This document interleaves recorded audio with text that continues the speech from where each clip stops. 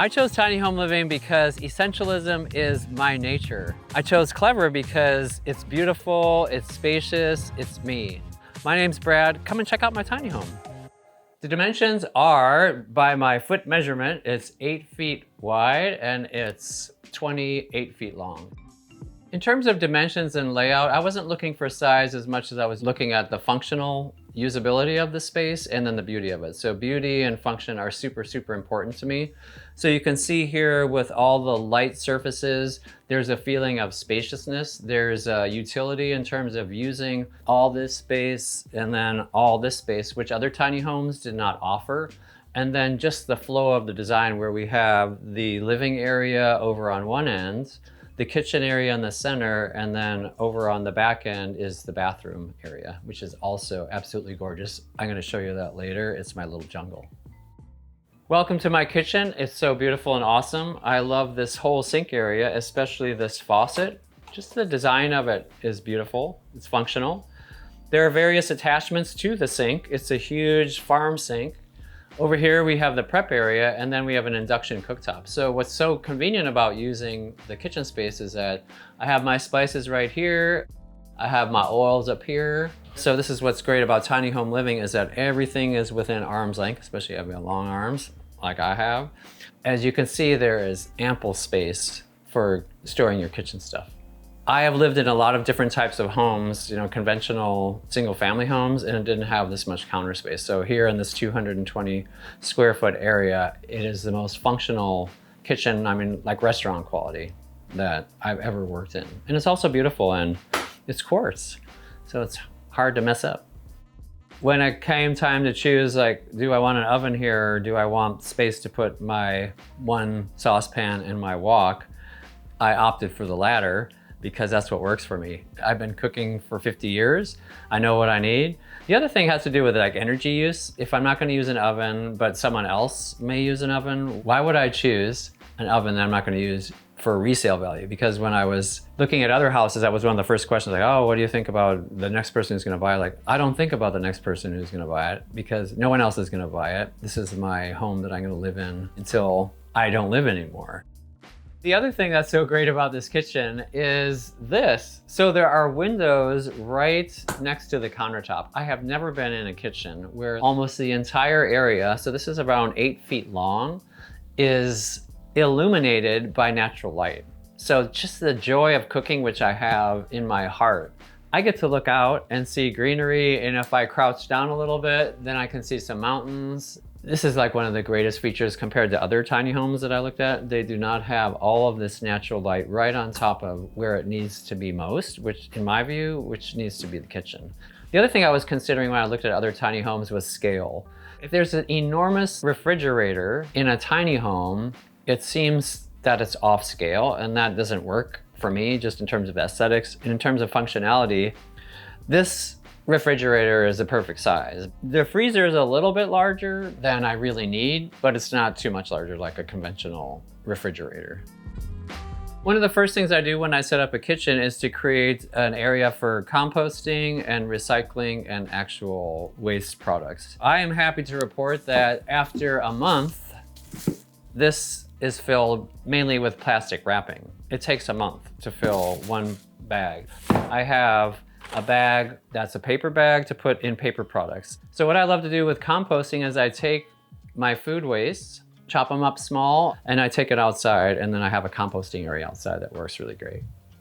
I've been cooking for many, many years. I used to work in restaurants as a cook, and I found that everything that is provided here in the Clever S is what I need, from space, lighting, accessibility of the things that I need. My refrigerator is over here. My knives are down here.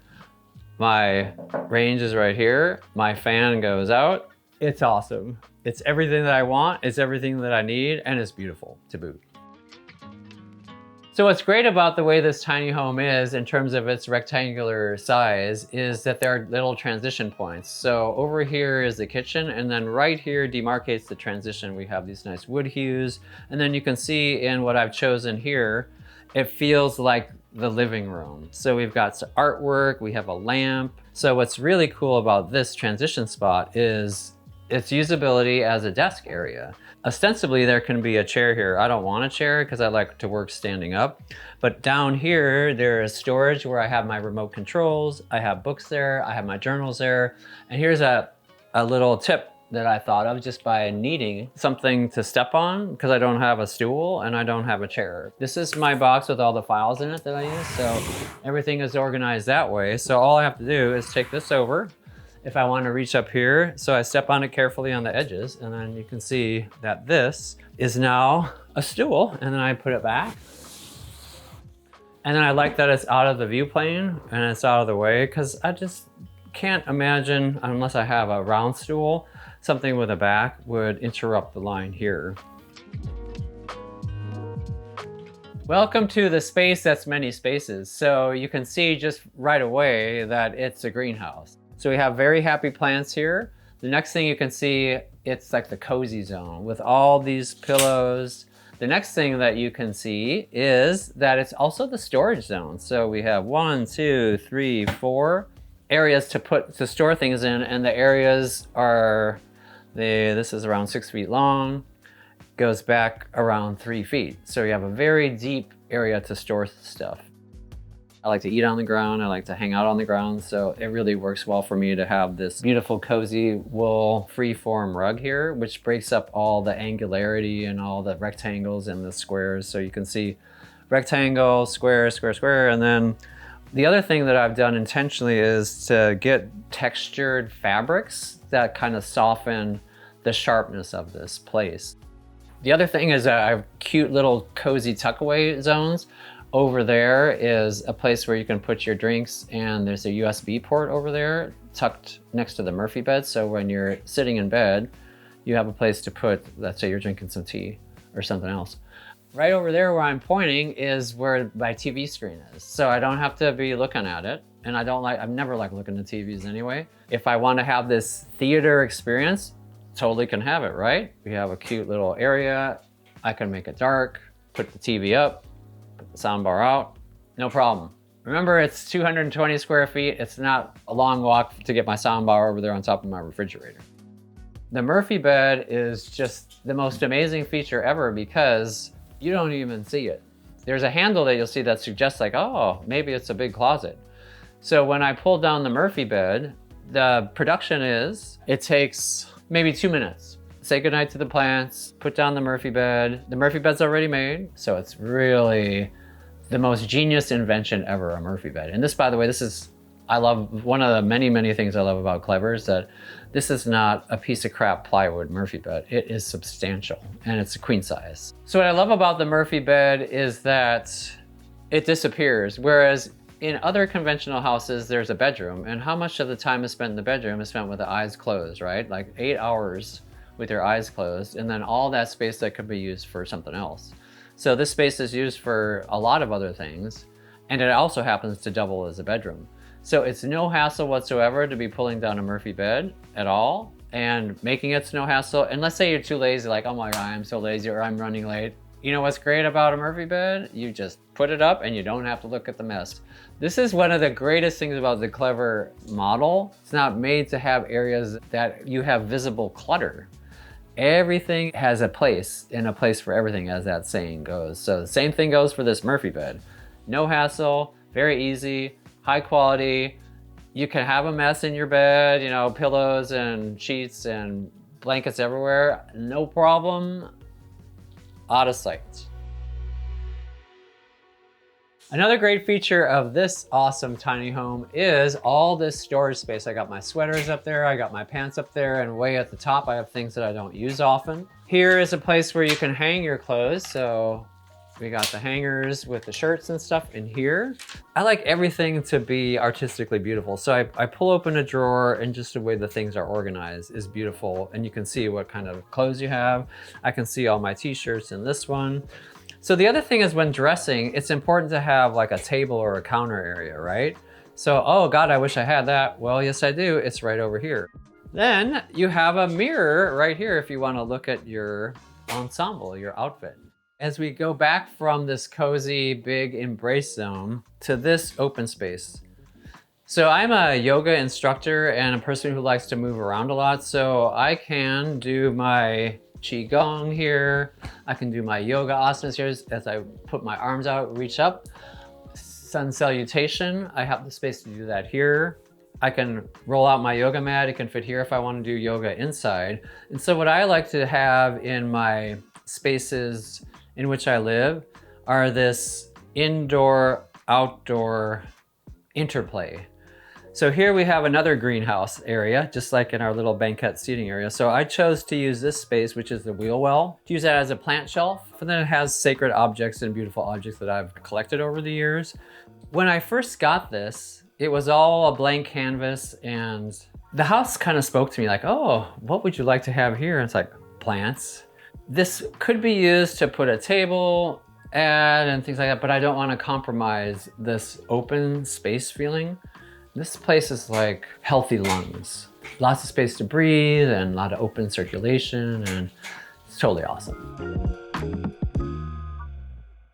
I chose to go tiny because I'm 63 years old, and as a part of the aging process, rather than adding more, aging gracefully is about subtraction, not addition. I had done my research online, forums, YouTube videos. Research is visual and mental. So there are trade-offs of just living life visually and mentally. I needed to walk inside and feel what it was like. So I went to a tiny home festival in San Jose about a year ago. I spent at least 10 minutes in each tiny home talking with whoever the rep was or the builder was. And I knew, just like you do on a good blind date or one that's not so great, I knew right away, this one was for me, this one was not for me. When I walked into the Clever Tiny Home, I'd already spoken with Jonathan and just about what philosophy led them to build this, which was the housing shortage. Jonathan's heart was in the right place. In the end, my decision was not based on what my thinking was. My decision was based on my feeling in the space. What I came across when I was doing my research for tiny home living was, where are you gonna park this thing? I had an idea, I had a dream 20 years ago to find land in which to create a wellness and retreat center. I had this cowboy mentality that, oh, I want my 20 acres and I can go live out there with the land and be friends with the birds and the wildlife and all that, Grizzly Adams kind of thing. And after looking at all the regulations and the environmental impact, it was just not, it didn't feel right to me. Then I thought, okay, then where are you gonna put your tiny home? And then I looked to see what place had all the regulations in place, so I didn't have to worry about that. As it turned out, there was one in Desert Hot Springs called Paradise Tiny Homes. And I thought, oh, Paradise, really? I said, that name's, we'll see if it lives up to its name. And as soon as I got here and talked with Jonathan, the property manager, I was just like, yes to this place. Another factor to consider with tiny home living are the expenses. Here at Paradise Tiny Home Community, what's great is that they have a flat rate. $300 for unlimited use of electricity, water, sewer, etc. With this system here, you can run your air conditioner all day and it's gonna cost $300 for all utilities. Why is that? Because we're not on county water, this is well water, and there's a solar farm that powers the whole community. The lot space itself has a particular fee. It ranges here from $495 to $895. What I want to do eventually is go off-grid. So what happens when you do transition to off-grid here, then you don't pay that $300 per month fee. So the other financial considerations to keep in mind are, how much does a tiny home cost? How much does it cost to move it? How is it gonna be moved, etc. So what was great about Clever Tiny Homes is that they, as one company, takes care of all of that with you. Not for you, but with you. So they have a financer called 21st Mortgage that they work with to get you a loan. For those of you who don't want to pay the $80,000 that it costs for a Clever S, when I bought it, it was $10,000 less. So it was $70,000. I did go through financing. Currently, I don't make enough monthly salary to be paying, a $2,000 a month mortgage, or to be paying a $1,500 a month rent. So my loan with 21st Mortgage, that mortgage payment, monthly mortgage payment is, drumroll please, $650. That's it. And that's with 20% down. I looked at tiny homes again for many, many months. I looked at a lot of factors. This place is still a steal. For what you get, for the high-end materials, it's totally worth it. Actually, it's above value for me. And having lived here, I haven't lived here for a long time, but having lived here, I just appreciate every little fine appointment here. Again, I'm 63 years old. In the past 40 years, I've lived in a lot of different places, but $650 is what I pay now in 2025 for a mortgage for this beautiful house. Welcome to my greenhouse spa. It was really important for me in a bathroom to have one main feature, which is a window. So we have this huge window over here that's frosted for privacy. And you can see here a beautiful sink that's mounted on top of the counter, which is great because there are times that I wash my feet in here and I just love that. There are not many other types of bathrooms where I can wash my feet in here. What I really love about this is the feature of this quartz countertop is echoed in the bathroom like it is in the kitchen. There's mixed media appointments here, a mixture of black, white, and wood. And then there's a combination of an open space for storage, and then there's 3 huge spaces also for storage. In addition, another thing that I wanted, huge medicine cabinets. So this is 5 feet long and 3 feet tall. I don't wear makeup, but if you wear makeup or if you have a lot of things that are in your bathroom that you think you're not going to be able to have in a tiny home, think again, because this bathroom is actually one of the nicest bathrooms that I've been in any home, in any high-end hotel, low-end hotel. It has everything that I would want. Another important feature to have in a bathroom for me was to have it as far from the other living spaces as possible. I mean, ideally, I would want to have like a bathhouse situation where the house itself didn't have a bathroom in it. However, this is the best compromise about that because it is at the far end of the house, as far from the sleeping area as possible, which I really love. And also, in terms of the design, it's not great to have people walk through your bedroom to go into your bathroom. So let's say someone walks in the door, they just take a quick right, and then the bathroom is here. And it's far away from the other living spaces. So for those that are self-conscious about bathroom sounds, it's like, it's totally cool. We have a pocket door here. You have total privacy with the frosted windows. You have it far away. And the other thing that's super key is the size of a bathroom. I do not want to have this cramped feeling inside of a bathroom. So walking in this bathroom is actually an uplifting and spacious feeling. One other thing on my wish list for a bathroom was to have a bathtub. And this is a huge bathtub, which you do not find in tiny homes much at all, especially tiny homes that are 220 square feet, like this one is. I don't take a bath with my plants usually. So the plants that you see in there now, I take them out. The actual construction of it, it's a vinyl tub, easy to clean, it's light, and it feels sturdy. The height of the tile in the tub is all the way, it's 10 feet up. What I love about the hexagonal black feature is that there's a sense of coziness. It's like the spa experience. Overall, the vibe of my bathroom is just a bunch of thumbs up because I have the storage space, I have the beauty, I have the circulation from the window, I have a bathtub, and I have high ceilings, and it's beautiful. Hey, who likes doing laundry? I do.